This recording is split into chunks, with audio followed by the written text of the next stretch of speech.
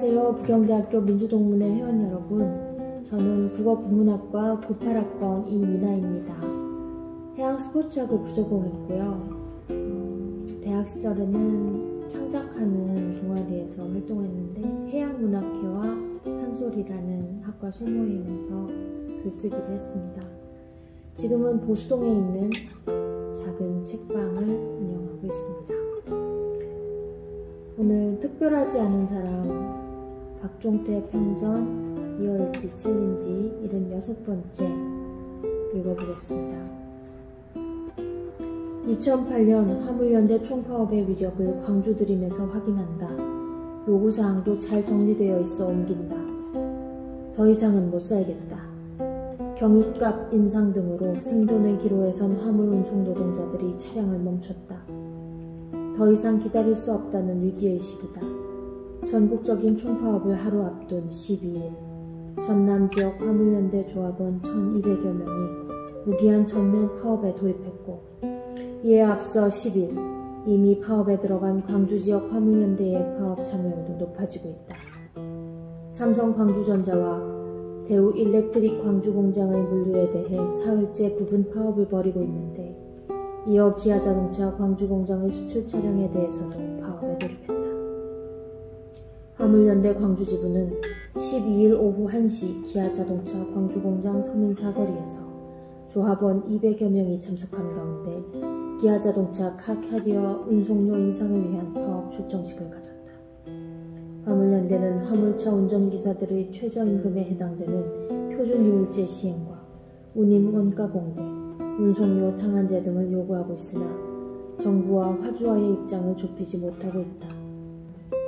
화물연대는 그동안 대정부 정례협의회를 통해 고유가 정책과 운송료 현실화에 대한 대책 마련을 촉구하고 인내를 가지고 대화에 임했다며 2003년 5월 물류 총파업부터 꾸준히 근본적인 문제 해결을 촉구했으나 경유가격 폭등을 맞아 돌이킬 수 없는 상황이 되었다고 밝혔다. 지난 8일 정부가 내놓은 대책이 사실상 화물 노동자들을 우롱한 생색내기용이었다는 배신감도 이번 파업에 불을 끼얹었다. 정부는 현재 지급되는 유가보조금 지급 시한을 늘리고 리터당 1,800원을 기준으로 인상분의 50%를 일시적으로 지원하는 방안을 고유가 대책으로 내놓았다. 하지만 화물 노동자들은 치솟아 있는 경유가에 대한 대안이 없고 이미 유가연동제를 실시하겠다는 기업의 부담을 반으로 줄여줬을 뿐 결코 화물 노동자들의 고통을 해소하는 정책이 될 수 없다고 반발하고 있다. 화물연대가 파업에 돌입하며 지역 내 주요 기업들의 물류운송이 사실상 멈춰섰다. 기업들마다 물류의 차질이 빚어지면서 조업시간 단축에 들어갔고 생산 제품을 사내에 야적하는 등 비상사태에 돌입했지만 뾰족한 해결책이 없어 발만 동동 구르고 있다.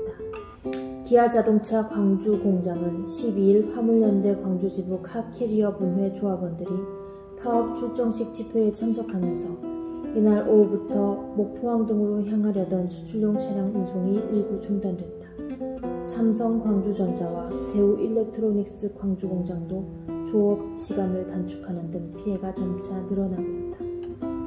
삼성 광주전자는 그동안 하루 평균 400피트짜리 컨테이너 250FEU의 전자제품을 운송했지만 화물연대 조합원들의 준법투쟁 등 부분 파업 이후 전체 물량 중 20-30% 정도만 운송하고 있다고 밝혔다.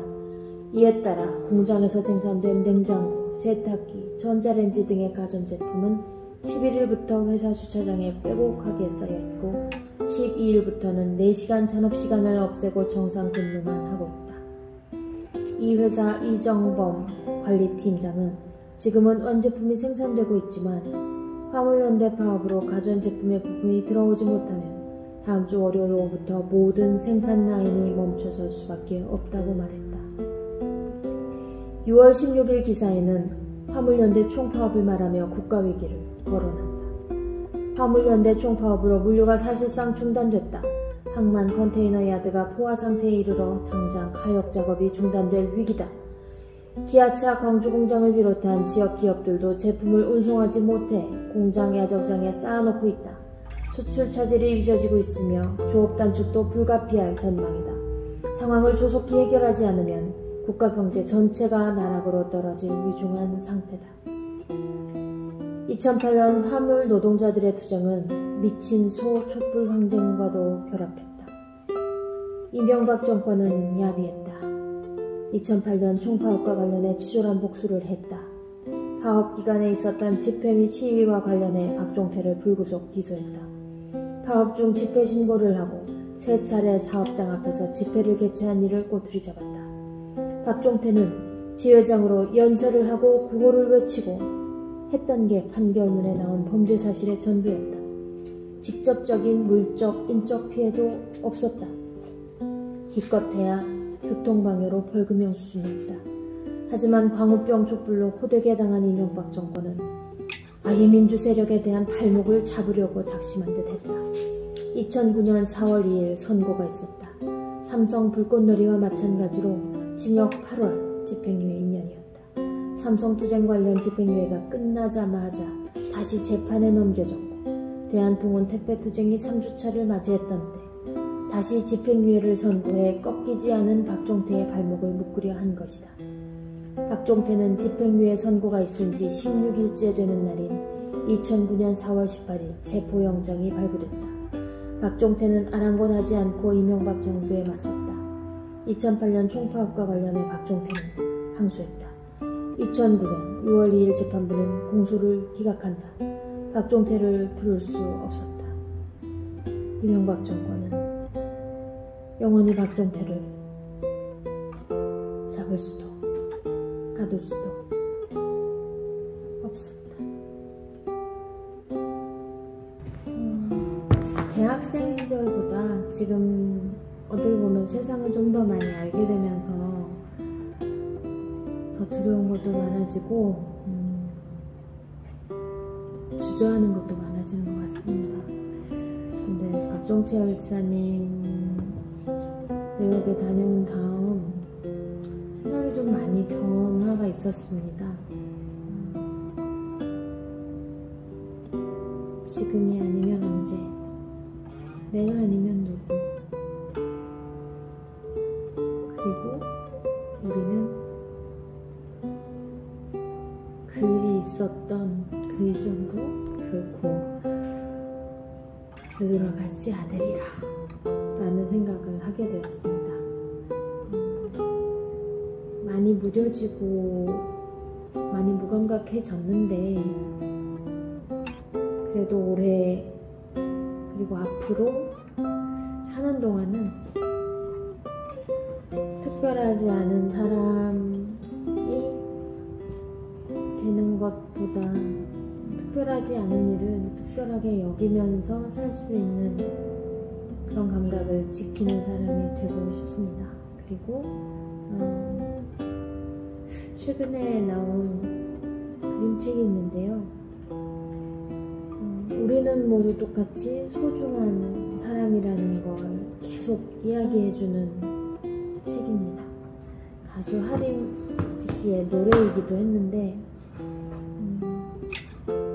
박종태 평전을 읽고 듣고 이야기하는 많은 분들, 모든 분들이 결국 우리는 모두 사랑하는 사람을 위해 일을 하고 건강하게 사랑하는 사람들 곁으로 돌아가는 그런 하루하루를 만드는 사람들과 힘내어 살아갔으면 하는 게 지금의 저의 작은 소망이기도 하고 목표이기도 합니다. 모두 건강하시기 바랍니다. 이 책의 표지를 여러분께 인사말로 보여드리면서 마칠게요.